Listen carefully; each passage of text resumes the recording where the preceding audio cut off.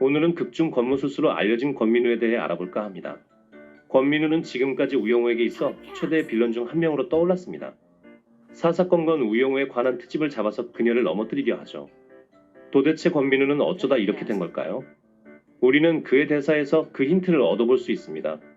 2화에서 그는 재벌들의 아들딸을 만난 후 밥상 한 번 스스로 차려본 적 없는 인간들 같다며 부자 클라이언트들에 대한 적개심을 드러내며 한탄합니다.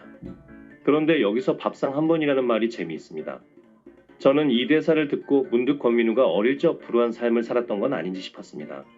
즉 부모님은 부모고시를 제대로 하지 못했거나 어떠한 이유로 정상적인 생계 활동을 하실 수 없는 분들이었기에 자신이 어릴 적부터 밥상을 여러 번 차려야 했지 않나 싶었습니다.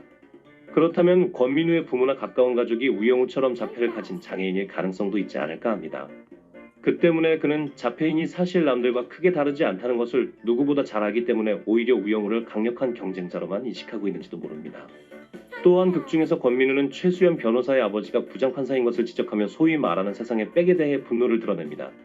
권민우는 정말 최선을 다해 공부해왔지만 결국 빽이 있는 사람 때문에 늘 밀려나는 듯한 경험을 뼈저리게 생각했는지도 모릅니다.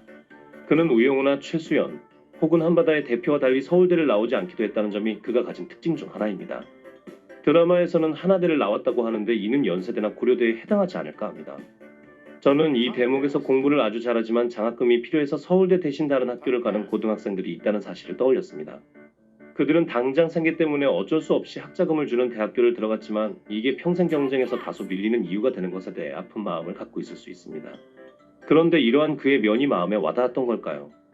우영우의 베프인 동그라미는 오히려 그런 권민우에게 빠집니다. 앞으로 둘 간의 관계가 어떠한 전개를 밟아갈지 기대됩니다. 권민우가 별것도 아닌 인물이라면 동그라미와 엮진 않았겠죠. 아무튼 그동안 드러난 권민우에 대한 특징들을 토대로 그가 왜 유독 우영우에 대해 적개심을 갖고 있는지 또 권무수술을 부려서라도 앞서 나가려 할 수밖에 없는지 살펴봤습니다. 물론 전 드라마 제작 관계자도 아니니 어디까지나 개인적인 추측이라는 점 말씀드립니다. 언젠가 권민우에 초점이 맞춰지는 편이 나올 수 있겠죠. 그럼 오늘은 이만 물러가겠습니다. 구독과 추천 감사드립니다.